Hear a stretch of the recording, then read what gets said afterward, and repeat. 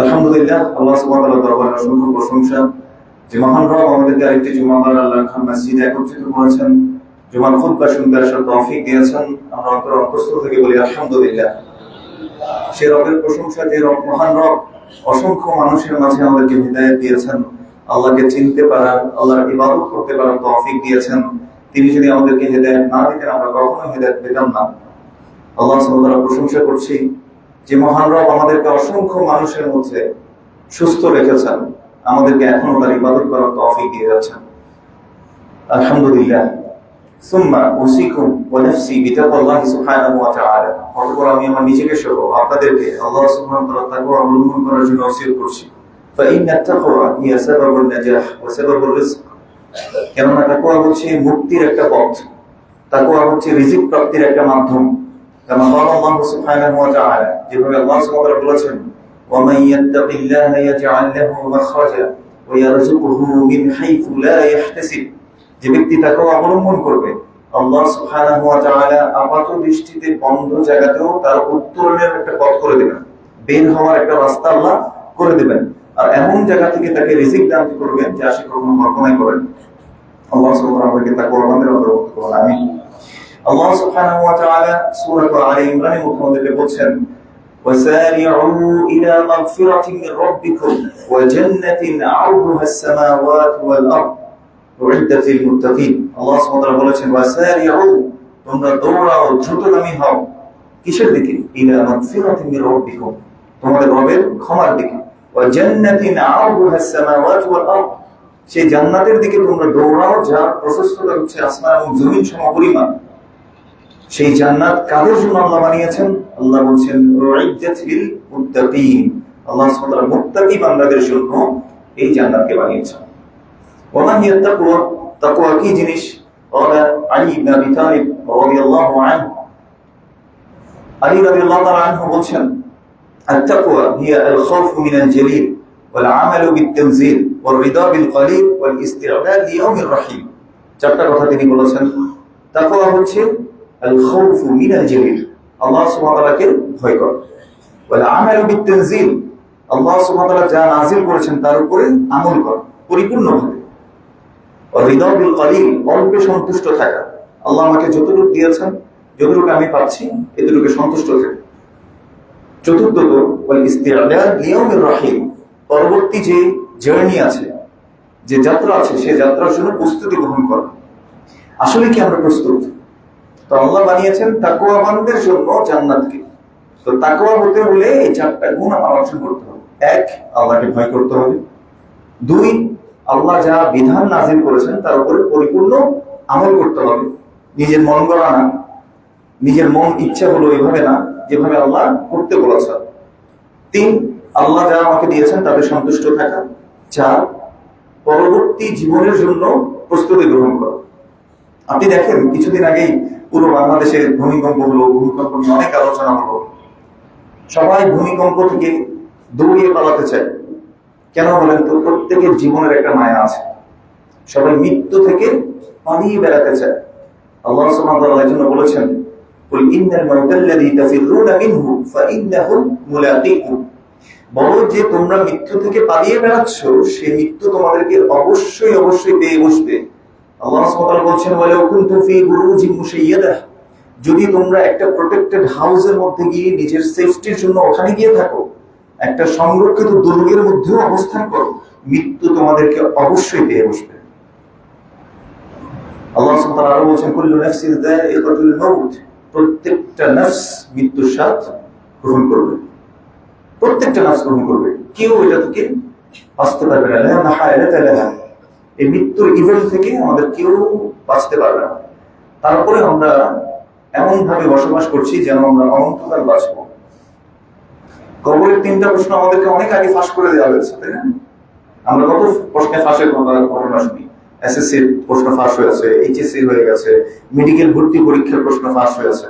কিন্তু 1450 বছর আগে কবরে আপনার যখন মৃত্যু হবে, প্রথম যে প্রশ্নগুলো আপনাকে করা হবে, সেই প্রশ্ন অলরেডি ডিক্লেয়ার্ড, আপনাকে জানিয়ে দেওয়া আছে। মান রব্বুক, আপনার রব কি? ওয়া মা দীনুক, আপনার দিন কি?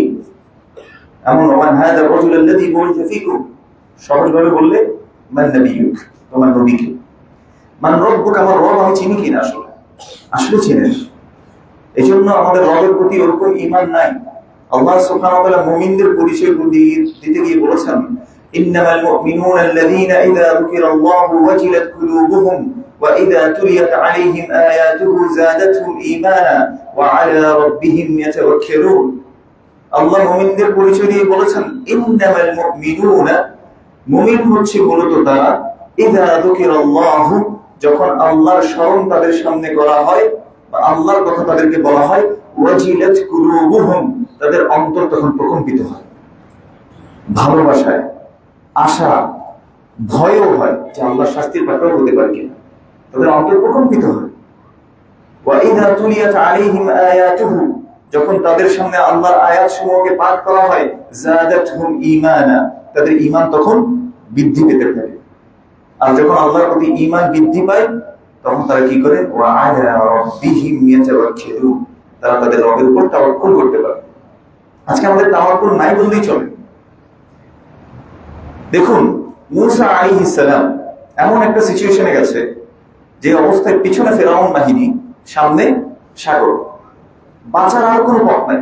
আপনার লাইফে হয়তো এমন অনেক সিচুয়েশন গেছে যেখানে আপনি এমন সময় গেছে, আপনি মনে করেছেন যে আর কোনো মনে হয় আর পথ নাই, যে এখনই মনে হয় আমি আটকে গেছি, আর কোনো যাওয়ার জায়গা নেই।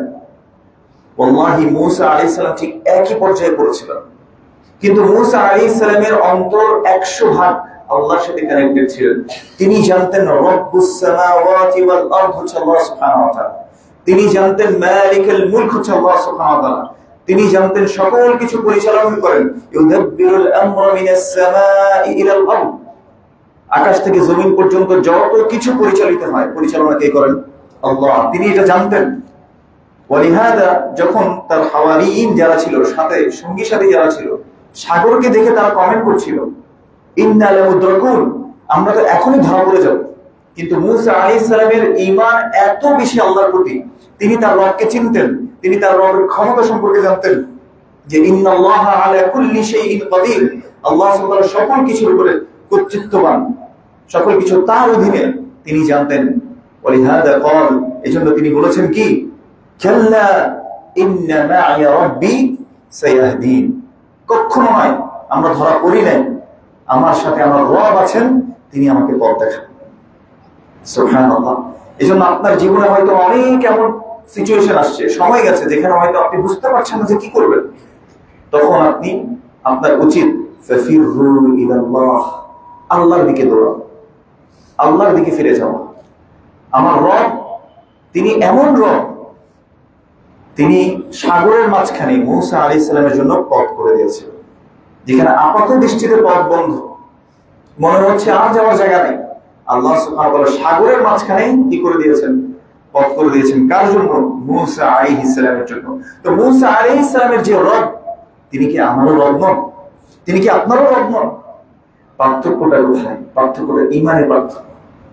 কারণ আমরা এখন মুমিন হিসেবে কেউ থাকতে রাজি নই, আল্লাহর সাথে সেভাবে থাকতে রাজি নই। আমরা বাহ্যিকভাবে কি পেলাম, কতটুকু পেলাম, এটাতে নিয়ে আমরা হিসেব করি। সুবহানাল্লাহ। ইব্রাহিম আলাইহিস সালাম আল্লাহর দিকে মানুষকে ডাকছেন, ইয়া আবাতি লিমা তা'বুদুনা আল-আসনাম, লিমা তা'বুদুল আসনাম, আপনি কেন এই মূর্তিগুলোর পূজা করছেন? এগুলো তো আপনার কোনো উপকার করতে পারে না, আপনার কথাও শোনে না, কিছুই করতে পারে না, কেন এদের ইবাদত করছেন? তখন তারা সবাই মিলে যোগসাজশ করে চিন্তা করে দেখুন, আপনার নিজের বাবা এলাকার সব মানুষকে নিয়ে আপনাকে আগুনে ফেলার জন্য রাজি হয়ে গেল। আপনার মনটা ভেঙে তছনছ হয়ে যাওয়ার কথা না, যে আমার বাবা, যে আমাকে জন্ম দিয়েছেন, ওই বাবা আমাকে আগুনে ফেলে দিচ্ছে মানুষের সাথে মিলে একসাথে। কত কষ্টের না?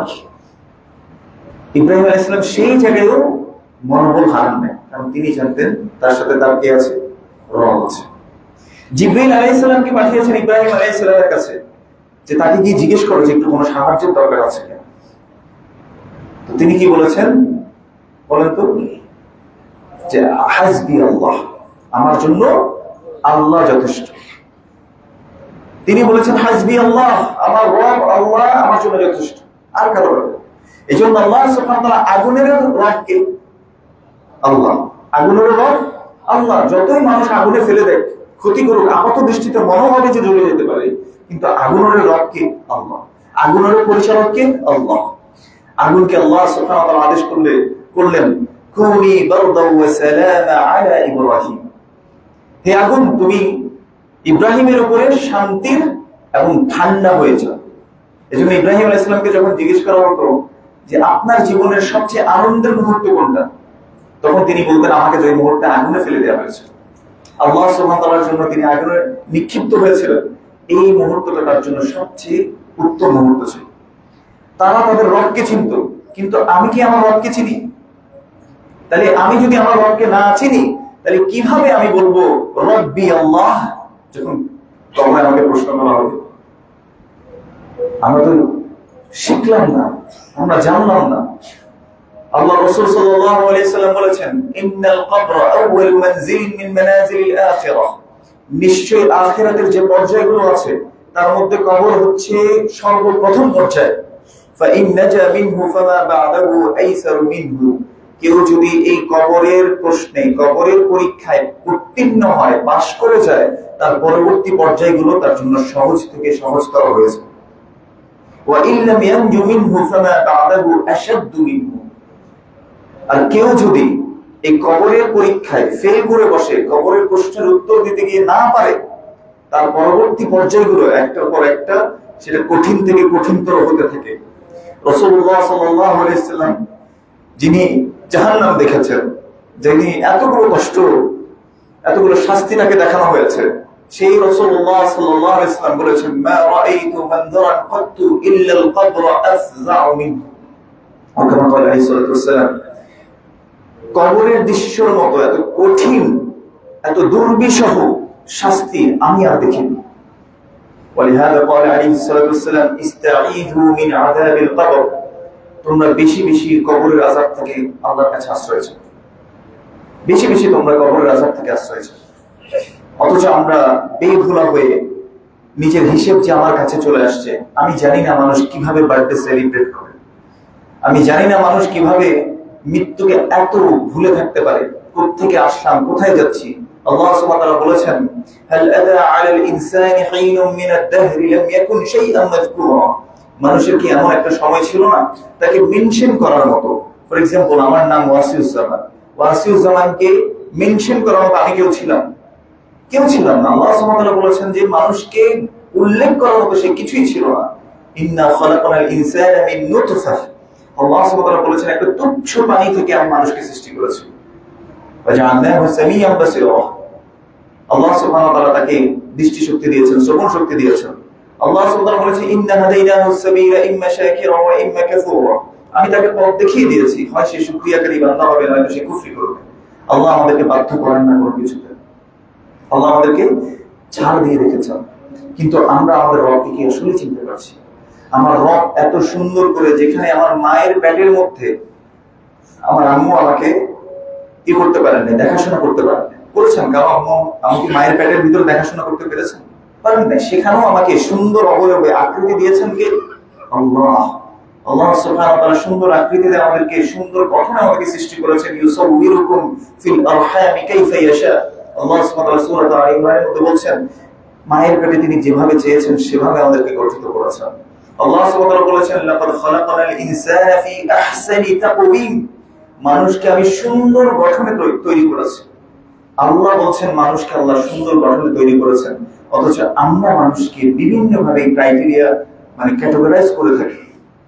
অমুকের স্কিন কালার কেমন, অনেক লম্বা না ছোট, হ্যাঁ, তারপরে ওর নাকটা একটু লম্বা, ওর নাকটা একটু বেটে, চোখটা একটু চাকমাদের মতো, কত ধরনের ক্যাটাগরি আমরা করছি।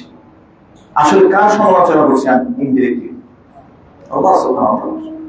আল্লাহ হচ্ছে খালিকু কুল্লি শাই, আল্লাহু খালিকু কুল্লি শাই, প্রত্যেকটা বিষয়ের, প্রত্যেকটা জিনিস, প্রত্যেকটা সৃষ্ট জিনিসের সৃষ্টিকর্তা হচ্ছেন কে?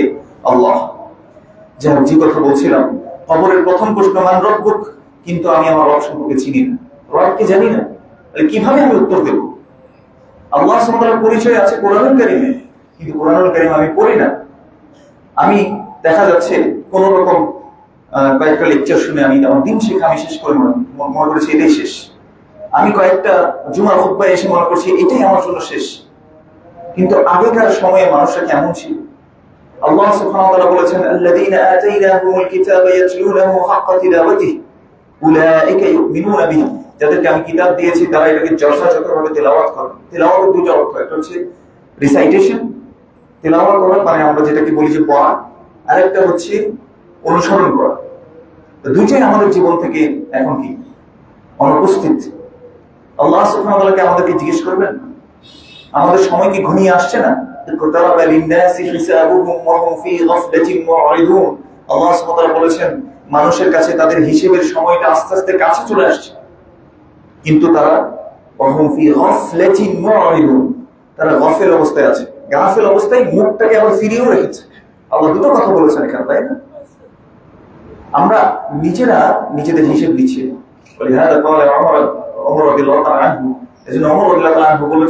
বলতেন তোমরা নিজেদের হিসেব নাও তোমাদের হিসেব নেওয়ার আগে। তোমরা তোমাদের আমলের একটু ওজন করে দেখো তোমাদের আমলের ওজন করার পূর্বে। সুবহানাল্লাহ। অথচ আমরা নির্ভীক হয়ে আল্লাহর শাস্তি থেকে নিজেদেরকে মানে সংরক্ষিত মনে করছি যে আমরা একদম সেফ জোনের মধ্যে চলে গেছি। ইভেন যারা দিনে আসছে, দিনে আসার পরে আমরা নিজেরাও নিজেদেরকে আত্মবলিদায় আমরা ভুগছি। এটাকে অন্তরের একটা রোগ বলে অজবুন। অজব বলা হয় আত্মতুষ্টি। মনে করেন আপনি ফজরের সালাত করতে পারলেন, আরেকজন ভাই উঠতে পারলো না, আপনি মনে মনে ভাবলেন আপনি ওর থেকে উত্তম, আনা খায়রুম মিনহু। বুঝতে পারছি কিনা? আপনি তাহাজ্জুদ করতে পারলেন, আরেকজন ভাই করতে পারে না, আপনি তাকে ছোট মনে করলেন, আপনি মনে মনে ভাবলেন আনা খায়রুম মিনহু, আমি তার চেয়ে উত্তম। আপনি মনে করেন একটু দান সদকা বেশি করতে পারেন, আরেকজন মনে করেন করতে পারে না, আপনি মনে মনে ভাবছেন যে আনা খায়রুম মিনহু। আপনি জানেন যে আনা খায়রুম মিনহু, আই এম বেটার দ্যান হিম, আমি ওর থেকে উত্তম। এই বৈশিষ্ট্য সবার আগে কে নিয়েছিল? শয়তান। শয়তানকে যখন সিজদা করতে বলা হয়েছিল, শয়তান বলেছিল যে আনা খায়রুম মিনহু খলাকতানি মিন নার ওয়া খলাকতাহু মিন তিন। আপনি তো আমাকে আগুন থেকে বানিয়েছেন, আপনাকে তো আপনি মাটি থেকে বানিয়েছেন, তার মানে সে তুচ্ছ। আমি তুচ্ছকে আপনার কথা বলে আমি মানতে পারবো না আপনার কথা। আল্লাহর সাথে সেই অবাধ্যতা করেছিল। তো আমাদের অবস্থাও তাই, আমরা মানুষকে ছোট মনে করি। রাসূলুল্লাহ সাল্লাল্লাহু আলাইহি ওয়াসাল্লাম এই জন্য বলেছেন বিহাসবি মিরইন মিনাশ শার আন ইয়াহকিরা আখাহুল মুসলিম। একজন ব্যক্তির নিকৃষ্ট হওয়ার জন্য এতটুকু যথেষ্ট, সে তার অপর ভাইকে হেয় মনে করে, তুচ্ছ মনে করে। ইয়া সালাম। এজন্য আসেন আমরা আমাদের সত্যিকার দিনের দিকে আমরা ফিরে যাই। আল্লাহ আমাদেরকে অনেকগুলো সাইন দিচ্ছেন। আল্লাহ সুবহানাহু ওয়া তাআলা বলেছেন যাহারাল ফাসাদু ফিল বাররি ওয়াল বাহরি বিমা কাসাবাত আইদিন নাস। জল এবং স্থলে যত বিপর্যয় ছড়িয়ে পড়েছে এগুলো সবগুলো মানুষের হাতের কামাই। করোনা গেল, ডেঙ্গু গেল, চিকনগুনিয়া গেল, ভূমিকম্প হচ্ছে, বন্যা হয়েছে বিভিন্ন জায়গায় দেশের, তাই না? দ্রব্যমূল্যের ঊর্ধ্বগতি, কত সমস্যা আমাদের, তাই না? এত সমস্যা, এগুলোর একটাই কারণ। আল্লাহ বলেছেন যাহারাল ফাসাদু ফিল বাররি ওয়াল বাহরি বিমা কাসাবাত আইদিন নাস। মানুষ যে হাতে কামাই করছে এটার কারণে জল এবং স্থলে বিপর্যয় ছড়িয়ে পড়ছে। তার মানে এগুলো আমাদের গুনার ফল। আমরা গুনাহ করছি বলেই আল্লাহ সুবহানাহু ওয়া তাআলা এগুলো দিয়ে আমাদেরকে সতর্ক করছেন। সূরা সাজদার মধ্যে আল্লাহ সুবহানাহু ওয়া তাআলা বলেছেন ওয়ালাযীকান্নাহুম মিনাল আযাবিল আদনা দুনাল আযাবিল আকবারি লাআল্লাহুম ইয়ারজিউন। আমি তাদেরকে ছোট ছোট শাস্তি দেব বড় শাস্তি দেওয়ার আগে। কেন? লাআল্লাহুম ইয়ারজিউন, যাতে তারা আমার দিকে ফিরে আসে। এই ওয়েক আপ কল আল্লাহ সুবহানাহু ওয়া তাআলার পক্ষ থেকে আসছে যে কাম ব্যাক টু মি, আমার কাছে চলে আসো। কোথায় যাচ্ছ? ফাফিরু ইলাল্লাহ, আল্লাহর দিকে দৌড়াও। এটা না করে আমরা উল্টা পথে যাচ্ছি। দেখা যাচ্ছে একটা মানুষ খুব ইবাদত করত, তার ব্যবসা বাণিজ্যে যখন লস হচ্ছে, আরে এত ইবাদত করতে কি হয়েছে, আল্লাহ তো আমাকে লসই করে দিল, সে চলে গেল আবার কোথায়? আবার সেই অন্ধকার জগৎ। একটা মানুষ হয়তো নামাজ কালাম করতো, তারপর বিপদ আপদ আসছে, কষ্ট দুঃখ আসছে, সে দেখা গেল যে সবকিছু ছেড়ে দিয়ে বলছে আল্লাহ তো আমাকে কিছুই দিল। দেখেন আদম আলাইহিস সালাম ভুল করেছেন। আল্লাহ সুবহানাহু ওয়া তাআলা বলেছেন ফালা তাকরাবা হাযিহি আশ-শাজারা, এই গাছের কাছে যাবে না। তো শয়তান এসে, শয়তানের কয়েকটা গুণ আছে, বদ গুণ আর কি। তো সে কি করে, হি বিউটিফাইজ দ্য সিন, যত গুনাহ আছে এটাকে সৌন্দর্যমণ্ডিত করে। তো এই যে গাছটা ছিল, এই গাছের সে একটা নাম দিয়েছে শাজারাতুল খুলদ, স্থায়ী গাছ। বলছে তুমি যদি এই গাছের ফল খেতে পারো একবার, মানে you will be forever in জান্নাহ, তুমি সারা জীবন কোথায় থাকবে? জান্নাতে থাকবে। অফারটা খুব সুন্দর। তো এই অফারটা পাওয়ার পর আদম আলাইহিস সালাম চিন্তা করলো যে না, আমার তো জান্নাতে থাকতে হবে, এত সুখ শান্তি। তো সে অফারটা গ্রহণ করে ফলটা খেয়ে ফেলবো। ভুল করেছেন। শয়তান প্রথমে ভুল করেছিল কি নিয়ে? ও সিজদা করতে বলেছে। কিন্তু দেখেন আদম আলাইহিস সালাম তিনি অ্যাকনলেজ করলেন, রব্বানা যালামনা আনফুসানা ওয়া ইন লাম তাগফির লানা ওয়া তারহামনা লানাকুনান্না মিনাল খাসিরিন। হে আমাদের রব, আমরা তো জুলুম করে ফেলেছি নিজেদের উপর, আপনি যদি আমাদেরকে ক্ষমা না করেন আমরা তো ক্ষতিগ্রস্তদের অন্তর্ভুক্ত হয়েছে। আদম আলাইহিস সালাম দোষটা কার দিকে দিলেন? নিজের দিকে। আর শয়তান কি করেছে যে হে আল্লাহ ফাবিমা আগওয়াইতানি, আপনি যে আমাকে পথভ্রষ্ট করছেন, তাহলে দোষটা কার দিকে দিল? বুঝতে পারছি ডিফারেন্সটা? আপনি যদি সত্যি আদম সন্তান হন, আপনি যদি আহলুল জান্নাহ হন, আপনি কখনো আল্লাহকে দোষ দিবেন না, নিজেকে দোষ দিব, কারণ গুনার ফসল এগুলো। আর আরেকটা কারণে বিপদ আপদ কষ্ট দুঃখ আসে, এটা আমাদের জানা দরকার। আল্লাহ সুবহানাহু ওয়া তাআলা বলেছেন হাসিবান নাস আইয়ুতরাকু আইয়াকুলু আমান্না ওয়া হুম লা ইফতানুন, মানুষ কি মনে করেছে যে ঈমান এনেছি বললেই তাদেরকে ছেড়ে দেওয়া হবে আর তাদেরকে পরীক্ষা করা হবে না? তাহলে ঈমান এনেছি এই সাক্ষ্য যখন আপনি দিয়েছেন, এটা যখন অ্যাডমিশন আপনি দিয়েছেন, আপনার কাছে অলরেডি ডিক্লেয়ার করা আছে ইউ উইল বি টেস্টেড, আপনাকে টেস্ট করা হবে। وَلَنَبْلُوَنَّكُمْ بِشَيْءٍ مِّنَ الْخَوْفِ وَالْجُوعِ وَنَقْصٍ مِّنَ الْأَمْوَالِ وَالْأَنفُسِ وَالثَّمَرَاتِ। আল্লাহ সুবহানাহু ওয়া তাআলা কি বলেছেন? অবশ্যই তোমাদেরকে পরীক্ষা করা হবে। وَلَنَبْلُوَنَّكُمْ بِشَيْءٍ, যে কোনো কিছু দিয়ে আমি তোমাদেরকে পরীক্ষা করব। এরপর কয়েকটা জিনিস উল্লেখ করলেন। মিনাল খাউফ, ভয় দিয়ে পরীক্ষা করবেন। আমাদের জীবনে অনেক ভয় আছে, চাকরি হারানোর ভয়, ব্যবসা হারানোর ভয়, অসুস্থ হওয়ার ভয়, তাই না? তারপর জান চলে যাওয়ার ভয়, এখন তো রাস্তাঘাটে জান চলে যাওয়ার কোনো ব্যাপারই না। তো অনেকগুলো ভয়, এই ভয় দিয়ে আল্লাহ পরীক্ষা করবেন। মিনাল খাউফ ওয়াল জু, খিদা দিয়ে আল্লাহ পরীক্ষা করবেন। ওয়া নাকসিম মিনাল আমওয়াল, ধন সম্পত্তি কমিয়ে দিয়ে আল্লাহ পরীক্ষা করবেন। ওয়াল আনফুস, নিজেদের মধ্যে আল্লাহ পরীক্ষা করবেন। রোগ বালায়, কষ্ট দুঃখ, মনে কষ্ট, ব্যথা, এগুলো দিয়ে আল্লাহ পরীক্ষা করতে পারবেন। ওয়াস সামারাত, ফসল ফলাতে ক্ষয়ক্ষতি দিয়ে আল্লাহ পরীক্ষা করবেন। এগুলো সবগুলো উল্লেখ করার পর আল্লাহ সুবহানাহু ওয়া তাআলা বলেছেন ওয়াবাশশিরিস সাবিরিন, যারা সাবির বান্দা তাদেরকে সুসংবাদ দাও। মান হুমুস সাবির? সাবির বান্দা কারা? আল্লাযীনা ইযা আসাবাতহুম মুসিবাহ, ওরা হচ্ছে তারা যাদের উপর কখনো যদি কোনো মুসিবত চলে আসে। মুসিবত কি জিনিস আসলে? যেটা আমি আসলে পছন্দ করছি না আমার জীবনে, এমন কোনো কিছু যখন তাদের কাছে চলে আসে, ক্বালু ইন্না লিল্লাহি ওয়া ইন্না ইলাইহি রাজিউন, তারা তখন এক বাক্যে বলে নিশ্চয়ই আমরা আল্লাহ এবং আল্লাহর কাছে আমরা ফিরে যাব। তার মানে আমার জীবনে যাই হোক না কেন সবকিছু কার? আল্লাহ। এই সব কিছু সহ আমি আল্লাহ। মনে করেন আমার একটা ল্যাপটপ ছিল, নষ্ট হয়ে গেছে, আমি আশা করি না এটা মুসিবত। যখন নষ্ট হয়ে গেছে সাথে সাথে আমাকে ভাবতে হবে আরে এটা তো গেছে, এটা আল্লাহ দিছে, চলে গেছে, আমি সবর করবো, নিশ্চয়ই আমিও তো আল্লাহ। ইন্না লিল্লাহি ওয়া ইন্না ইলাইহি রাজিউন, এবং তার কাছে আমরা ফিরে যাব।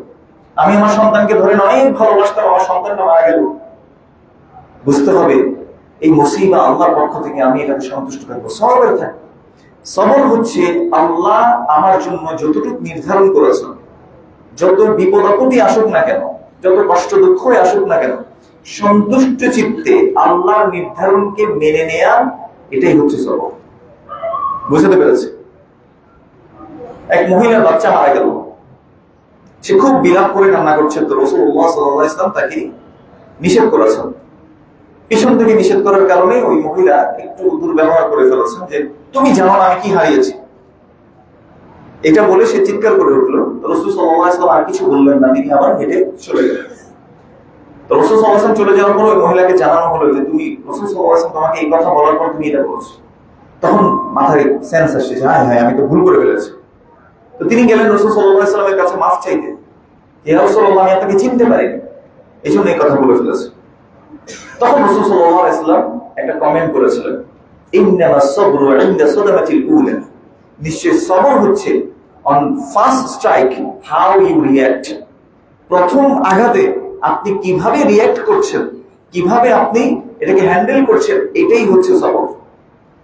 ধরুন একজন ব্যক্তির মোবাইল হারিয়ে গেল, এখন সে খুব হতাশ করছে, আরে মোবাইলটা গুগলের মধ্যে এন্ট্রি করাতে পারলাম না, তারপর আবার আইফোন হলে মনে করে যে আইক্লাউডে সে এখনো পর্যন্ত সিঙ্ক করাতে পারেনি, এর আগে মোবাইলটা চুরি হয়ে গেছে, তার মানে এখনো সে ওই যে চোর কোথায় নিয়ে গেছে এটাও ডিটেক্ট করতে পারতেছে না। সে আফসোস করতেছে, অনেক আফসোস, অনেক জায়গায় দৌড়ায়, পরে চিন্তা করে দেখলো যে না আর পাওয়া সম্ভব না।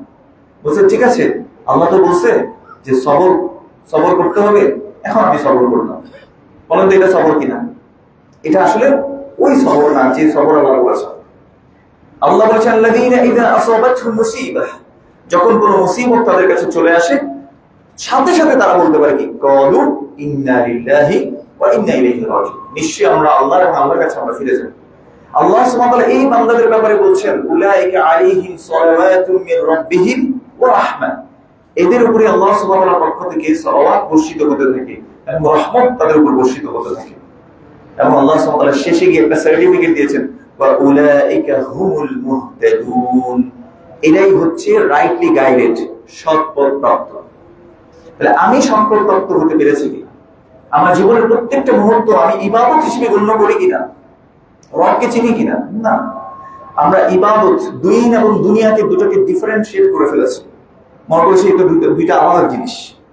এই জন্য দেখবেন যে মসজিদে আসলে সুফি সাহেব ব্যবসা করতে গেলে মিথ্যা কথা বলছে, মসজিদে আসলে সুফি সাহেব চাকরির ক্ষেত্রে গিয়ে মিথ্যা কথা বলছে, মসজিদে আসলে সুফি সাহেব যখন টিউশন করে টিউশনের মধ্যে মিথ্যা কথা, সে এখন বাসা থেকে বের হয়ে বলছে এই যে রাস্তায় আছি, জ্যামে আছে। বুঝতে পারছি কিনা? মিথ্যা কথা যে একটা পাপ, এটা আমরা কেউ স্বীকার করতে চাচ্ছি না। আল্লাহ সুবহানাহু ওয়া তাআলা বলেছেন যে আমি তোমাদের দিয়েছি দৃষ্টি শক্তি এবং তোমাদেরকে দিয়েছি শ্রবণ শক্তি, তোমাদের অল্পই কৃতজ্ঞতা স্বীকার করো। আল্লাহ যে অর্গানগুলো দিয়েছেন, এই অর্গানগুলো, এই হাত, পা, চোখ, আমার শরীর, আমি মনে করি যে এটা তো আমার শরীর, আমার চোখ, আমার কান, আমার মুখ, যা ইচ্ছা তাই বলবো, কিন্তু আল্লাহ সুবহানাহু ওয়া তাআলা এগুলো সবগুলোকে প্রশ্নবিদ্ধ করবেন। আল্লাহ সুবহানাহু ওয়া তাআলা বলেছেন, ওয়ালা তাকফু মা লাইসা লাকা বিহি ইলম ইন্নাস সামআ ওয়াল ফুআদা ওয়াল বাসারা ওয়াল ফুআদা কুল্লু উলাইকা কানা আনহু মাসউলা, যে বিষয়ে তোমার জ্ঞান নেই সেই বিষয়ের পিছনে তুমি পড়িও না, নিশ্চয়ই তোমার শ্রবণ শক্তি, তোমার দৃষ্টি শক্তি, তোমার অন্তঃকরণ শক্তি, এই সবগুলোকে প্রশ্নবিদ্ধ করা হবে। হাত দিয়ে কি করেছিলাম, পা দিয়ে কি করেছিলাম, কোথায় গিয়েছিলাম, কি কথা বলেছিলাম, সব কিছু আমাদেরকে দেখানো হবে এবং সবগুলো নিয়ামতের ব্যাপার আমাদেরকে জিজ্ঞেস করা হবে। এবং আল্লাহ সুবহানাহু ওয়া তাআলা বলেছেন, ইয়াওমাইযিন তুহাদ্দিসু আখবারাহা, এই পৃথিবী আমাদের পক্ষে অথবা বিপক্ষে সাক্ষী দিবে। এই পৃথিবীর যেই জায়গায় যেই কাজটা করেছি সেটা আমার পক্ষে কিংবা আমার বিপক্ষে সাক্ষী দেবে। সেদিনের ব্যাপারে আমরা কি প্রস্তুতি নিয়েছি? আল্লাহ রাসূল সাল্লাল্লাহু আলাইহি ওয়াসাল্লাম বলেছেন, লা তাযুলু কদমা ইবনি আদম হাত্তা ইউসআলু আন খামসিন, আদম সন্তানের পা এক চুল পরিমাণ নড়াতে পারবে না, পাঁচটি প্রশ্ন করা আছে। আন উমরিহি ফীমা আফনাহ, সে তার পুরো জীবন সম্পর্কে জিজ্ঞেস করা হবে, কি কাজে সে এটাকে লাগিয়েছে। পুরো জীবন তো জিজ্ঞেস করলো, স্পেশালি আল্লাহ সুবহানাহু ওয়া তাআলা জিজ্ঞেস করবেন, ওয়া আন শাবাবিহি ফীমা আবলাহ, তার যৌবন কাল সম্পর্কে তাকে জিজ্ঞেস করা হবে, কোন কাজে সে তার যৌবন কালকে ব্যয় করেছে। দেখেন, আপনার যৌবন কালে এখানে অনেক যুবক ছেলেরাও আছে, যুবক বয়সে। বৃদ্ধ একটা মানুষ জেনা করা তার পক্ষে সম্ভব না। বৃদ্ধ একটা মানুষ সে অন্যকে মেরে রক্তাক্ত করে দিবে, এটাও তার জন্য সম্ভব না। কিন্তু একজন যুবক, যতক্ষণ শরীরে শক্তি আছে ততক্ষণ যুবক, এই মানুষটার পক্ষে সম্ভব কিনা? সম্ভব। করা সম্ভব সত্ত্বেও যে নিজের প্রবৃত্তিকে আল্লাহর সন্তুষ্টির জন্য এটা থেকে প্রবৃত্ত করতে পারলো, সেই তো সফলতা। আল্লাহ স্পেশালি জিজ্ঞেস করবেন ওয়া আন শাবাবিহি ফীমা আবলাহ, তার যৌবনকাল সম্পর্কে জিজ্ঞেস করবে কি কাজে সে এটাকে লাগিয়েছে। 3 এবং 4 নম্বর প্রশ্ন হচ্ছে সম্পদ সম্পর্কে, ওয়া আন মালিহি মিন আইনা ইকতাসাবাহু ওয়া ফীমা আনফাকাহু, তার সম্পদ সম্পর্কে তাকে জিজ্ঞেস করবে কোথা থেকে সে ইনকাম করেছে এবং কোথায় সে ব্যয় করেছে। 5 নম্বর প্রশ্ন, মাযা আমিলা ফীমা আলিমা, সে যে জ্ঞান অর্জন করেছে, তার কাছে যে জ্ঞান পৌঁছেছে, তার কান পর্যন্ত পৌঁছে গেছে, সেই ব্যাপারে সে কি আমল করেছে। আজকে দেখা যায় আমরা অনেক সময় শুধু বক্তব্য দেই, ভালো কথা বলি, নিজে আমল করি না। আল্লাহ সুবহানাহু ওয়া তাআলা বলেছেন ইয়া আইয়ুহাল্লাযীনা আমানু লিমা তাকুলুনা মা লা তাফআলুন কাবুরা মাকতান ইনদাল্লাহি আন তাকুলু মা লা তাফআলুন, হে ঈমানদারগণ তোমরা সেই কথা কেন বলো যা তোমরা নিজেরা করো না। এটা তো আল্লাহর কাছে অনেক বড় একটা বিষয় যে তোমরা বলে বেড়াও অথচ তোমরা নিজেরা করছো না। আল্লাহ সুবহানাহু ওয়া তাআলা বলেছেন ইহুদীদেরকে তা'মুরুনা আন-নাসা বিল বিররি ওয়া তানসাউনা আনফুসাকুম, তো তোমরা মানুষকে ভালো কাজের আদেশ দিচ্ছ অথচ নিজেরা নিজেদেরকে ভুলে আছো। ওয়া আনতুম তাতলুনা কিতাব, আর তোমরা কিতাব তেলাওয়াত করবে। যাই হোক, আমরা যে বিষয়টা বলছি, এই যে বিভিন্ন সাইন আমাদের সামনে আল্লাহ সুবহানাহু ওয়া তাআলা প্রকাশ করছেন, এগুলো wake up call so that we can get back to Allah subhanahu wa ta'ala, আমরা যাতে আল্লাহর কাছে আবার ফিরে যেতে পারি। আল্লাহ বলছেন লাআল্লাহুম ইয়ারজিউন, যাতে তারা আমার দিকে ফিরে আসে। কিন্তু আমরা আসলেই আল্লাহকে কতটুকু রব হিসেবে মেনে নিয়েছি? আল্লাহ সুবহানাহু ওয়া তাআলা কাদেরকে কবরের প্রশ্ন জিরো রাখবেন উত্তর দেওয়ার ক্ষেত্রে? আপনি মনে করেছেন মান রব্বুক যখন বলবেন দুনিয়াতে আপনি মুখস্থ করে নিয়েছেন, রব্বি আল্লাহ আপনি মুখস্থ করে নিয়েছেন, ওখানে কি বলে দেবেন? না, কখনো সম্ভব না। আল্লাহ সুবহানাহু ওয়া তাআলা বলেছেন ইউসাব্বিতুল্লাহু আল্লাযীনা আমানু বিল কওলিস সাবিত, আল্লাহ সুবহানাহু ওয়া তাআলা ঈমানদারদেরকে কওলিস সাবিত অর্থাৎ লা ইলাহা ইল্লাল্লাহ বলার মাধ্যমে, রব্বি আল্লাহ, দীনি আল ইসলাম, হুয়া মুহাম্মাদুর রাসূলুল্লাহ সাল্লাল্লাহু আলাইহি ওয়াসাল্লাম, এগুলো বলার মাধ্যমে আল্লাহ সুবহানাহু ওয়া তাআলা মুমিনদেরকে দৃঢ় রাখবেন। তার মানে আল্লাহ সাহায্য করবেন। তাহলে আল্লাহর সাহায্য যদি দরকার হয়, আমাকে তো আল্লাহর সাথে কানেক্টেড থাকতে, আল্লাহর বান্দা হয়ে যেত। আমি তো আব্দুদ দিনার আব্দুদ দিরহাম হতে পারবো না, টাকার গোলাম হতে পারবো না, প্রবৃত্তির দাস হতে পারবো না। কিছু মানুষ মনে করে যে আমি তো দুর্গা পূজা করি না, কিছু মানুষ মনে করে আমি তো সরস্বতী পূজা করি না, কিছু মানুষ মনে করে আমি তো লাত মানাত উজ্জা এদের ইবাদত করি না। কিন্তু কিছু মানুষ তার অন্তরের ইবাদত করে, অন্তরকে তার ইলাহ বানিয়ে নিয়েছে।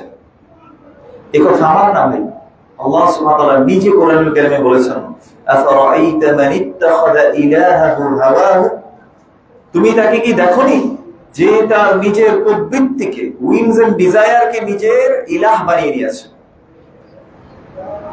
এজন্য দেখবেন কিছু মানুষ সত্য তার কাছে স্পষ্ট, তারপরে সে সত্য মানতে চায় না। কেন? ধরেন একটা প্রতিষ্ঠান করা হলো, প্রতিষ্ঠানের মধ্যে মনে করেন যে সে সভাপতি হতে চায়, একজন ব্যক্তি কি হতে চায়? সভাপতি হতে চায়। মনে করে যে একটা মসজিদ আমি দিয়েছি, এখন মনে করে যে আমি ওয়াসিউজ্জামান কি হতে চাচ্ছি? আমি সভাপতি হতে চাচ্ছি। এখন আমার মনের মধ্যে এটা ইচ্ছা, এটা আমার মনের খায়েশ। এখন আমি দেখছি আমার সে যোগ্য আর ব্যক্তি আছে, আমি তাকে হতে দিতে চাচ্ছি না। অথবা মনে করেন সভাপতি বাদ দেন, মনে করেন যে আমাকে আপনি পছন্দ করেন, আমাকে আপনি পছন্দ করেন যে সভাপতি হিসেবে দেখতে। এখন আরেকজন আরো যোগ্য ব্যক্তি আছে, সেও সভাপতি প্রার্থী, আমি তাকে সভাপতি করছি না, আপনি করছেন আমাকে, কারণ আপনি আমাকে পছন্দ করেন, ভালোবাসেন আমাকে। বুঝতে পারছি কিনা? এখানেও কি আপনার মনের জিনিসটাকে আপনি প্রাধান্য দিয়েছেন। একইভাবে দেখেন একজন পুরুষ, সে একটা মেয়েকে যখন ভালোবাসে, পরিবারের কথা চিন্তা করে না, সমাজের কথা চিন্তা করে না, সবকিছু বাদ দিয়ে বলে যে না আমি ওর না পাইলে বাঁচবো না, মরে যাবো। কিছু কিছু মানুষ দেখবেন যে গান বাজনা করে, গান বাজনা করার কারণে সে বলবো যে এই গানের জন্য আমি আমার পরিবার ছেড়ে দিয়েছি, আমার সবাইকে ছেড়ে দিয়ে আমি এসেছি। অভিনয়ের জন্য দেখবেন কেউ কেউ সবকিছু ছেড়ে দিয়ে আসে। কেন? Just two fulfil his or her desire. অন্তরের যে কামনা বাসনা, এটাকে সে ইলাহ বানিয়ে নিয়েছে। কিছু মানুষ দেখবেন যে কেন করতেছে সে নিজেও জানে, সারাদিন পাবজি খেলতেছে, ফ্রি ফায়ার খেলতেছে, ক্ল্যাশ অফ ক্ল্যান্স খেলতেছে, এক একটা গেমস খেলতেছে। কেন করতেছে? বলছে জানি না, ভালো লাগে। এই যে ভালো লাগা, এটা যে তাকে ধ্বংসের দিকে নিয়ে যাচ্ছে, সে যে তার মনকে তার ইলাহ বানিয়ে নিয়েছে, সে নিজেও জানে। সে হয়তো দুর্গা পুজো করে না, সে হয় সরস্বতী পুজো করে না, সে কোনো আল্লাহ ছাড়া যাদেরকে ডাকা হয় তাদের দিকে যায় না হয়তো, কিন্তু সে তার মনের ইবাদত করছে। বুঝতে পারছে? এই জন্য আল্লাহ সুবহানাহু ওয়া তাআলা দুই ধরনের বান্দার কথা বলেছেন সূরাতুন নাজিয়াতের একদম শেষ দিকে। فَأَمَّا مَن طَغَى وَآثَرَ الْحَيَاةَ الدُّنْيَا فَإِنَّ الْجَحِيمَ هِيَ الْمَأْوَى। আল্লাহ সুবহানাহু ওয়া তাআলা বলেছেন فَأَمَّا مَن طَغَى, যে ব্যক্তি অবাধ্যতা করবে, অর্থাৎ আল্লাহ এবং তার রাসূল সাল্লাল্লাহু আলাইহি ওয়াসাল্লাম অবাধ্যতায় যে লিপ্ত হবে, وآثر الحياة الدنيا, এবং দুনিয়ার জীবনকে যে প্রায়োরিটাইজ করবে, প্রাধান্য দিবে। ওই যে একটু আগে বললাম, মনে করেন যে আমি সভাপতি হতে চাই, কি হবে আমি যদি সভাপতি না হই? কি হবে? কিচ্ছুই হবে না। কিন্তু আমি হতে চাই কারণ আমি দুনিয়াকে কি দিতে চাই, প্রাধান্য দিতে চাই। মানুষ আমাকে একটু বলবে। অনেক সময় দেখবেন যে ইমাম সাহেব সে আসতে একটু দেরি করেছে, সাথে সাথে কিছু মানুষ চিন্তা করে যে না, এই ইমাম যোগ্য না, এই ইমামকে বাদ দিয়ে দিতে হবে। অথচ রাসূলুল্লাহ সাল্লাল্লাহু আলাইহি ওয়াসাল্লাম তিনি মসজিদে এইভাবে আসছেন, সালাত পড়াতে যাবেন, ইকামত হয়ে গেছে, মনে পড়েছে তিনি জুনুবি অবস্থায় আছেন, বসে দাঁড়াও আমি একটু গোসলটা সেরে আসি, গিয়েছেন আবার গোসল করে আবার আসছেন। বলেন তো আমাদের সমাজে যদি এরকম ইমাম থাকে, পরদিন আর চাকরি থাকবে? থাকবে না। ওই যে দুনিয়ার জীবনকে আমরা সব জায়গায় প্রায়োরিটি দিয়েছি, সব জায়গায়, মসজিদ থেকে শুরু করে একেবারে অফিস আদালত সব জায়গায়। আল্লাহ সুবহানাহু বলছেন যে ব্যক্তি অবাধ্যতা করবে, ওয়া আথারাল হায়াতাদ দুনিয়া, এবং দুনিয়ার জীবনকে যে প্রায়োরিটি দিবে, প্রাধান্য দিবে, ফাইন্নাল জাহিমা হিয়াল মাওয়া, তার জন্য বাসস্থান হচ্ছে জাহান্নাম। দুনিয়াকে প্রাধান্য দেওয়ার অনেকগুলো মাধ্যম আমরা জানি। একটা উদাহরণ দেব। আমরা অনেক সময় মনে করি আমরা দুনিয়াকে প্রাধান্য দেই না, দুনিয়াকে প্রাধান্য দেই না, আমি খুব মুখলেস বান্দা, ইখলাসের সাথে আমি কাজ করছি। তাহলে বলেন তো আমার নাম পদবী এগুলো দরকার আছে? আমি তো আল্লাহর জন্য করতেছি। আবার দেখবেন কেউ কেউ আছে, ধরেন এই যে এই মসজিদটাই মনে করেন, এখন এই মসজিদ কেউ না কেউ তো কিছু না কিছু তো দান করছে, তাই না? আল্লাহর দাম তো এখানে আছে। এখন মনে করেন আমি রাসেল ভাইকে এসে বলতেছি, রাসেল ভাই আমি যে 1 লাখ টাকাটা দিলাম, এটা একটু এখানে ঘোষণা করলে আমার বেশি ভালো হয়, মানুষ মানে কি আরো উদ্বুদ্ধ হবে। আমার মনে মনে নিয়ত হচ্ছে কি, আমি যে 1 লাখ টাকাটা দিলাম এটা একটু মানুষ শুনুক। বুঝতে পারছি কিনা? এটাও দুনিয়ার জীবনকে কি করে প্রায়োরিটি দেবে। রাসূলুল্লাহ সাল্লাল্লাহু আলাইহি ওয়াসাল্লাম বলেছেন, ইন্নী আখাফু মা আখাফু আলাইকুম, আমি তোমাদের ব্যাপারে সে সবচেয়ে বেশি যে বিষয়টাকে ভয় করি, মিন মাসিহিদ দাজ্জাল, দাজ্জালের ফিতনা থেকে যে বিষয়ে আমি তোমাদের বিষয়ে বেশি ভয় করি, সেটি হচ্ছে আশ-শিরকুল খাফি। সেটা হচ্ছে কি? ছোট শিরক। তখন সাহাবারা জিজ্ঞেস করলেন, ইয়া রাসূলুল্লাহ মা শিরকুল খাফি, ছোট শিরক এটা আবার কি? তিনি বলেছেন আর-রিয়া, লোক দেখানো। ধরেন আমি রাতে তাহাজ্জুদ করছি 3টা বাজে, এখন আমার উদ্দেশ্য হচ্ছে আমার তাহাজ্জুদটা একটু শোনাইতে হবে। দেখো আমি আমার বন্ধুর কাছে গিয়ে বলছি, কালকে রাতে যখন উঠছি না, তাহাজ্জুদ পড়ার সময় আরে কুকুরের এত ডাক, মানে ঘুমটাই ভেঙে গেল। উদ্দেশ্য কি? ওই যে তাহাজ্জুদ পড়তে উঠছি এটা শোনা। বুঝতে পারছি কিনা? তো এরকম আমরা মানুষকে আমাদের ভালো আমল শোনাইতে চাই। তো মনে রাখবেন, যত বেশি আমরা গোপনে আল্লাহর জন্য, আল্লাহর ইখলাসের জন্য কাজ করতে পারবো তত ভালো। তবে কিছু কিছু ক্ষেত্রে, আমি বলছি না, দানের ক্ষেত্রে কিছু কিছু জায়গায় উদ্বুদ্ধ করার জন্য করা যেতে পারে। বুঝতে পেরেছি? রাসূলুল্লাহ সাল্লাল্লাহু আলাইহি ওয়াসাল্লাম দেখলেন এক ব্যক্তি, তিনি একবার খুতবা দিলেন, এক ব্যক্তি সাহায্য চাইতে আসলেন, সাহায্য করতে বলেছেন, কেউ করছে না। এক ব্যক্তি উঠে গিয়ে ঘর থেকে একটা টাকার ব্যাগ এনে ওই লোকটাকে দিল। ওই দেখা দেখি সবাই তার কি করলো, দান করা শুরু করলো। তাহলে উদ্বুদ্ধ করার জন্য এটা করা যেতে পারে। তারপরেও যিনি দান করছেন তার মনের মধ্যে থাকতে হবে এটা শুধুমাত্র আমি কাজ করছি আল্লাহ। বুঝতে পেরেছি? তো যেটা বলছি, আল্লাহ বলেছেন ফাআম্মা মান তাগা, যে ব্যক্তি অবাধ্যতা করবে, ওয়া আথারাল হায়াতাদ দুনিয়া, এবং দুনিয়ার জীবনকে যে বেশি প্রাধান্য দিবে, তার জন্য বাসস্থান কোথায়? জাহান্নাম। পক্ষান্তরে ওয়া আম্মা মান খাফা মাকামা রাব্বিহি ওয়া নাহান নাফসা আনিল হাওয়া ফাইন্নাল জান্নাতা হিয়াল মাওয়া। আল্লাহ সুবহানাহু ওয়া তাআলা বলেছেন ওয়া আম্মা মান খাফা মাকাম রাব্বি, আর যে তার রবের সামনে দাঁড়ানোকে ভয় করে। দ্বিতীয় গুণ ওয়া নাহা নাফসা আনিল হাওয়া, নিজের প্রবৃত্তিকে যে বাধা দিয়ে রাখতে পারে। উইংস এন্ড ডিজায়ারের ফলোয়ার হয়ে যায় না, মন চাচ্ছে শুধুমাত্র খায়েশ হচ্ছে এই জন্যই করে ফেললাম, এটা তারা প্রাধান্য দেয় না। তারা ভয় করে আল্লাহর সামনে দাঁড়ানোকে নিজের মনের প্রবৃত্তির চাহিদা কামনা বাসনাকে দূর করে রাখে। একটা উদাহরণ দিই, ছোট্ট উদাহরণ। এই যে শীতকাল আসছে, কম্বল ছেড়ে আসতে ইচ্ছে করে, আসলে ইচ্ছে করে ফজর সালাতে আসতে, ঠান্ডা পানি দিয়ে একটু ওযু করতে ভালো লাগে, লাগে না? আপনার মনের বিরুদ্ধে আপনি কার জন্য যাচ্ছেন? আল্লাহর জন্য। কিন্তু আফসোসের বিষয় কি জানেন? এত কষ্টের সালাত, রোজা রাখছেন গরমের মধ্যে সারাটা দিন না খেয়ে, এত কষ্টের সিয়াম, যাকাত দিচ্ছেন নিজের কষ্টার্জিত টাকা অর্জন করে, এত মানে বিশাল একটা সওয়াব আপনি নিয়ে নিচ্ছেন, সাদাকা করছেন, মানুষকে দিচ্ছেন আপনি নিজের অর্থ, এগুলো সব আমরা অন্যকে দিয়ে দিব কিয়ামতের। কিভাবে জানেন? রাসূলুল্লাহ সাল্লাল্লাহু আলাইহি সাল্লাম বলেছেন, আতাদরুনা মাল মুফলিস, তোমরা কি জানো ব্যাংকরাপ্ট ব্যক্তিকে, নিঃস্ব ব্যক্তিকে? বলেন তো, নিঃস্ব ব্যক্তিকে? যার কাছে কোনো টাকা পয়সা নাই, থাকার মতো জায়গা টাকা নাই, সে হচ্ছে কি নিঃস্ব আমাদের দৃষ্টিতে। তো রাসূলুল্লাহ সাল্লাল্লাহু আলাইহি সাল্লাম বলেছেন, ইন্নাল মুফলিসা মিন উম্মতি, নিশ্চয়ই আমার উম্মার মধ্যে নিঃস্ব হচ্ছে ওই ব্যক্তি, ইয়াতি ইয়াউমাল কিয়ামাতি, যে কিয়ামতের দিন আসবে, বিসলাতিন ওয়া সিয়ামিন ওয়া যাকাতিন, অনেক সালাতের সওয়াব দিয়ে, অনেক যাকাতের সওয়াব দিয়ে, অনেক আপনার রোজার সওয়াব দিয়ে, ওয়া ক্বাদ ইয়াতি ক্বাদ শাতামা হাদা ওয়া কাযাফা হাদা ওয়া আকালা মাল হাদা ওয়া সাফাকা দাম হাদা ওয়া দারাবা হাদা, আর সাথে সাথে এত সওয়াব তো নিয়ে আসবে, সাথে সাথে হয়তো সে কাউকে গালি দিয়েছিল। আমাদের সমাজে তো মনে হয় গালি নেই, আছে নাকি নেই? ওয়া কাযাফা হাদা, হয়তো অন্য কাউকে সে অপবাদ দিয়েছিল। এই অপবাদ দিয়ে আমাদের সমাজে আছে নাকি নেই? আছে। ওয়া আকালা মাল হাদা, হয়তো এই ব্যক্তির সে সম্পদ খেয়ে ফেলছে। আমাদের এখন সম্পদ খেয়ে ফেলার প্রবণতা আছে নাকি নেই? অন্যায়ভাবে।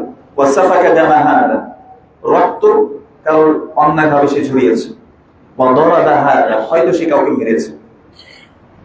তাহলে এত এত সওয়াবও নিয়ে আসবে, আবার এই পাপগুলো সাথে করে নিয়ে আসবে। তো রাসূলুল্লাহ সাল্লাল্লাহু আলাইহি ওয়াসাল্লাম বলেছেন, ওয়া হাদা মিন হাসানাতিহি ফায়ুতা হাদা মিন হাসানাতিহি, এই ব্যক্তিদেরকে তার সওয়াব থেকে দিয়ে দেয়া হবে। ওই যে গালি দিয়েছিল, অপবাদ দিয়েছিল, রক্ত ঝরিয়েছিল, সম্পদ খেয়েছিল, মেরেছিল, এজন্য সবাইকে সওয়াবগুলো দিতে। ফাইন ফানিয়াত হাসানাতু, যখন দিতে দিতে দিতে দিতে তার সকল সওয়াব শেষ হয়ে যাবে, তখন কি হবে? আল্লাহ সুবহানাহু ওয়া তাআলা তার উপরে ফাতুরিহা মিন খাতায়াহু ওয়া উখিদা মিন খাতায়াহু সুম্মা তুরিহা আলাইহি, তাদের সকলের গুনাহগুলোকে নিয়ে তার উপর নিক্ষেপ করবেন। তাহলে এখন সে গুনাহগার হয়ে গেল না? এত সওয়াব তার কোনো কাজে আসলো? এত কষ্টের সিয়াম করা, এত কষ্টের সালাত পড়া, এত কষ্টের দান সাদাকা করা, যাকাত দেয়া, সব নিয়ে যাবে মুমিন। আমরা কত বোকা, অন্যের জন্য নিজের আখিরাত হারাই, অন্যের জন্য নিজের আখিরাত আমি হারাই। ভাবিরা বসছে একসাথে, জানেন ভাবি অমুক ভাবি না এটা করছে, জানেন ভাবি অমুক ভাবির হাজবেন্ড তো অমুক জায়গায় গিয়ে এই কাজ করেছে, জানেন অমুক তো এটা করেছে। মেয়েরা যখন বসছে সুন্দর করে নিজের কষ্টার্জিত, এই যে কষ্টের মধ্যে, রোদের মধ্যে এত কষ্ট করে যে পর্দা করেছেন, কার জন্য করেছেন? আল্লাহর জন্য। এই পর্দা করার যে সওয়াব, এটা নিয়ে যাবে অমুক ভাবি আর অমুক ভাবির হাজবেন্ড। বুঝতে পারছি কিনা? আসসালাম। আবার ভাইরা যখন চায়ের দোকানে বসছে, জানেন অমুক ভাই তো এই কাজটা করছে, জানেন অমুক ভাই তো এই কাজটা করে ধরা গেছে। কি দরকার?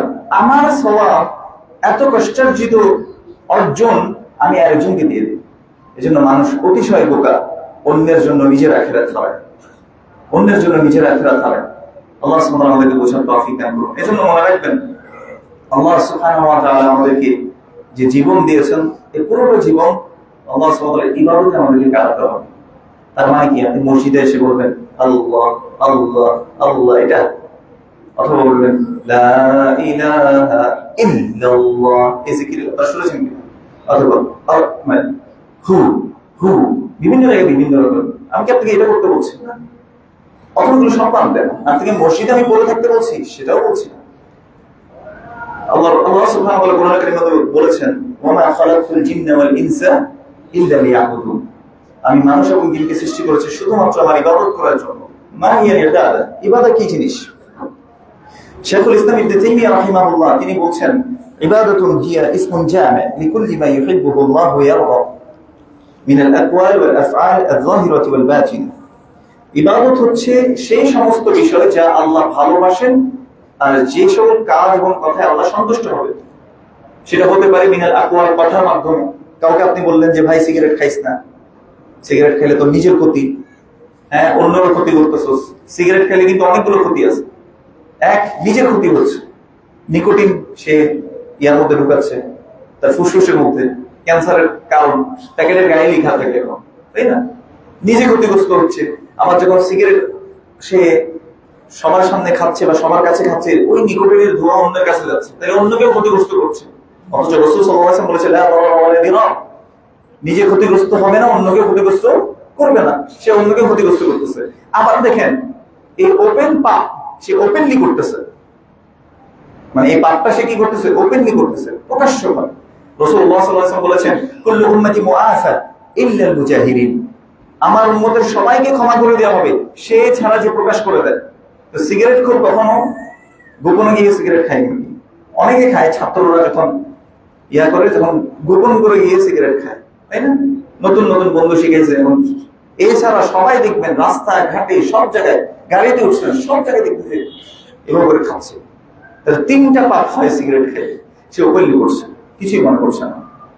যাই হোক, যে কথাটা বলছিলাম, ইবাদত কথার মাধ্যমে। তো তাহলে একজনকে বললেন যে সিগারেট খাইস না ভাই, ইবাদত। কেউ একজন মিথ্যা কথা বলছে, তাকে আপনি নসিহত করলেন যে ভাই মিথ্যা কথা বলতে হয়। কেউ সালাত করেন, আপনি তাকে সালাতের কথা বললেন। কেউ মনে করেন যে ঠিকভাবে পর্দা করছেন, আপনি তাকে পর্দার উপদেশ দিলেন। কেউ গীবত করছে, আপনি ওখানে স্টপ করে দিলেন যে না ভাই গীবত করা যাবে। তাহলে কথার মাধ্যমে ইবাদত হয়, ঠিক আছে? মিনাল আকওয়াল ওয়াল আফআল, কাজের মাধ্যমে কি হয়? কাজ করতে গেলেও কাজের মাধ্যমে ইবাদত হয়। যেমন সালাত করতে আসলেন, বাহ্যিকভাবে আপনি দেখতে পাচ্ছেন। আর ইবাদত হয় আয-যাহিরা, প্রকাশ্যভাবে। মনে করেন যে দাড়ি রেখেছেন, প্রকাশ্য দেখা যাচ্ছে। টাকনোর উপরে প্যান্ট পরেছেন, প্রকাশ্য দেখা যাচ্ছে। পর্দা করেছেন, প্রকাশ্য দেখা যাচ্ছে। আর বাতিনা, অন্তরের দ্বারাও কি হয়? ইবাদত হয়। যেমন তাকওয়া কোথায় রাখেন? অন্তরের ভিতরে। নিয়ত করেছেন কোথায়? অন্তরের ভিতরে। কারোর জন্য ভালো চেয়ে একটু দোয়া করছেন গোপনে গোপনে, মনে মনে, কোথায়? এই অন্তর থেকেই করতেছেন। যাই হোক, এগুলো সবগুলো ইবাদত। এমনকি রাসূলুল্লাহ সাল্লাল্লাহু আলাইহি ওয়াসাল্লাম বলেছেন, যে ব্যক্তি জ্ঞান অর্জনের জন্য গেল সে ফাহুয়া ফি সাবিলিল্লাহ, যে তার সংসারের দায়িত্ব পালন করার জন্য রিজিকের সন্ধানে বের হয়ে গেছে, ফাহুয়া ফি সাবিলিল্লাহ, সেও আল্লাহর রাস্তায় আছে। সুবহানাল্লাহ। তার মানে আপনি ইনকাম করতে যাচ্ছেন, আপনার নিয়ত হচ্ছে আপনার অধীনস্থ নারীদেরকে, আপনার সন্তান সন্ততিদেরকে, মা বোন যারা আছে, আরো ভাই বোন যারা আছে ছোটখাটো, সবার দেখাশোনা আপনি করবেন। এই নিয়তে আপনি যদি ব্যবসা করেন, চাকরি করেন, আপনার চাকরি করাটা, আপনার ব্যবসা করাটা, এটাও কি ইবাদত? বুঝতে পারছি? এই যে আমরা দিন এবং দুনিয়াকে কি করে ফেলি, আলাদা করে ফেলছি। আমরা মনে করছি মসজিদ আসলে দিন, মসজিদ থেকে বাইরে হতে গেলে কি বলেন তো বেদিন, বুঝছেন কিনা? মসজিদ আসলে দিন আর মসজিদ থেকে বাইরে আসলে বেদিন। আমাদের এই অবস্থা হয়ে গেছে। কিন্তু আমাদের পুরোটা সময় হচ্ছে দিন।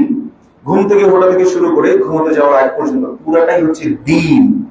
এই দিনকে যদি আপনি মেনে নেন, দিন মানে হচ্ছে লাইফ স্টাইল, চলার পদ্ধতি, এটাকে যদি আপনি ইসলাম অনুযায়ী মানেন, তখন আপনি কবরের প্রশ্ন যখন জিজ্ঞেস করা হবে ওয়ামা দীনুক, তখন আপনি বলবেন দীনি আল ইসলাম। আর আপনি যদি ইসলাম ছাড়া অন্য কোনো পদ্ধতি খুঁজে বের করেন, ওমা ইয়াবতাগি গায়রাল ইসলাম দীনান ফালা ইয়াকবালু মিন, আল্লাহ সুবহানাহু ওয়া তাআলা বলেছেন, কেউ যদি ইসলাম ছাড়া অন্য কোন জীবন ব্যবস্থাকে প্রাধান্য দেয়, তার কাছ থেকে সেটা গ্রহণ করা হবে না। তা আল্লাহ জানিয়ে দিয়েছেন। এজন্য আপনি অন্য জীবন ব্যবস্থা নিয়ে, অমুক মতামত নিয়ে, যেমন যুগের এখন অনেক ইসলামিস্টরা রাষ্ট্র কায়েম, দেশ শাসন, পরিচালনা, অনেক পিএইচডি ধারে দেখবেন যে ফেসবুকেও আছে, টক শোতেও আছে, সব জায়গায় দেখবেন যে এগুলো আছে। রাসূলুল্লাহ সাল্লাল্লাহু আলাইহি ওয়াসাল্লাম কি এরকম পদ্ধতিতে আগিয়েছেন কিনা নিজেকে নিজে প্রশ্ন করবেন। আমাকে উত্তর দেওয়ার দরকার নেই। আপনি নিজের সাথে নিজের সত্যবাদী হন। রাসূল সাল্লাল্লাহু আলাইহি ওয়াসাল্লাম কি রাষ্ট্র পরিচালনা করেন নাই? রাসূল সাল্লাল্লাহু আলাইহি ওয়াসাল্লাম ইসলামী রাষ্ট্র কি প্রতিষ্ঠা করেন নাই? তো তার তো পদ্ধতি আছে। আপনি তার পদ্ধতির বাইরে গিয়ে অন্য পদ্ধতিকে আপনি অ্যাপ্লাই করতে চাইলেন আর বললেন যে এটাই দিন প্রতিষ্ঠা। খেললেন কখনো। প্রত্যেক খতিব সাহেব জন্য খুতবা দেওয়ার সময় কি বলে, ফাইন্না খায়রাল হাদিসি কিতাবুল্লাহ, সর্বোত্তম কথা হচ্ছে কোরআনুল কারীমের কথা, ওয়া খায়রুল হাদি হাদি মুহাম্মাদিন সাল্লাল্লাহু আলাইহি ওয়াসাল্লাম, সর্বোত্তম পথ এবং পদ্ধতি হচ্ছে মুহাম্মদ সাল্লাল্লাহু আলাইহি ওয়াসাল্লামের পথ এবং পদ্ধতি। এর বাইরে গিয়ে কোনো উত্তম পদ্ধতি নেই, ওয়াল্লাহি নাই। যদি হতো আল্লাহ সুবহানাহু ওয়া তাআলা রাসূল সাল্লাল্লাহু আলাইহি ওয়াসাল্লাম দ্বারাই এটা আমাদেরকে শিখিয়ে যেত। বুঝতে পারছেন কিনা? এজন্য ধোঁকা খায়। আপনার জীবনে যদি আপনি কোন রাষ্ট্র প্রতিষ্ঠা দেখে যেতে নাও পারেন, এমন অনেক সাহাবী ছিল না যে মদিনা রাষ্ট্র দেখে যেতে পারেন নাই, এর আগে শহীদ হয়ে গেছে? ছিল কিনা? ছিল না। তাহলে তারা কি বেসফল? তারা কি সফল কাম হয়নি?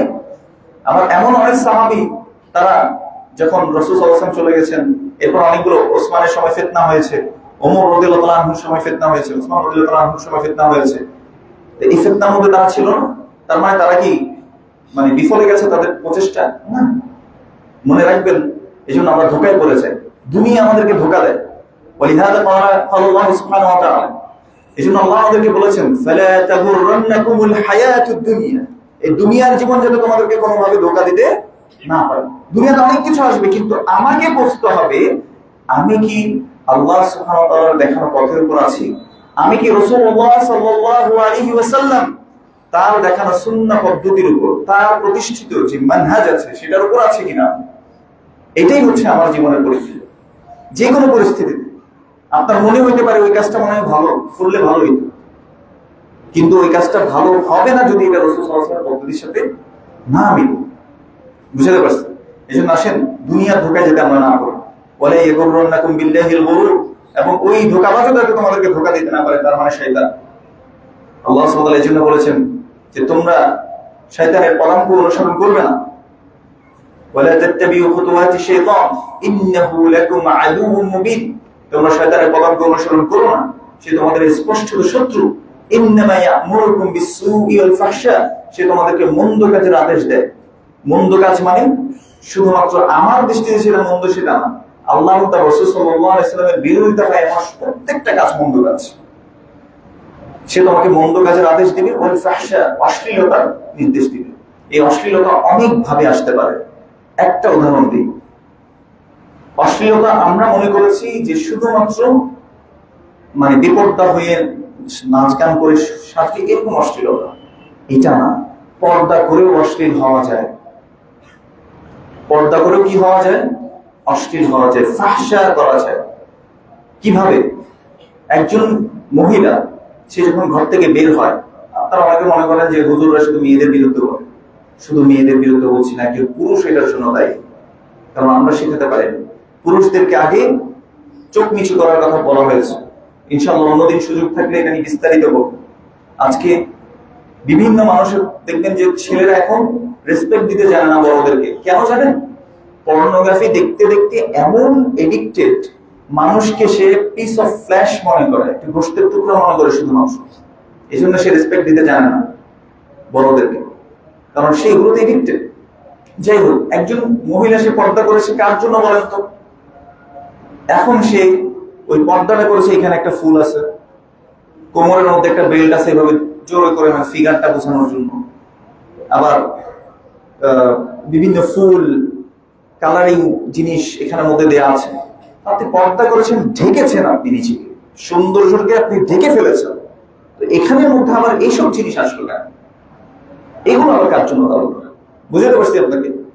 আবার যে পুরুষরা চোখ নিচু করে না, এই পুরুষরা আবার চিন্তা করে যে আরে কত পর্দানশীল নারী, এভাবে করে তাকিয়ে থাকে, দৃষ্টিকে আবার ফেরায় না। কিন্তু প্রথম পর্দার আদেশ করা হয়েছে কাকে বলেন তো?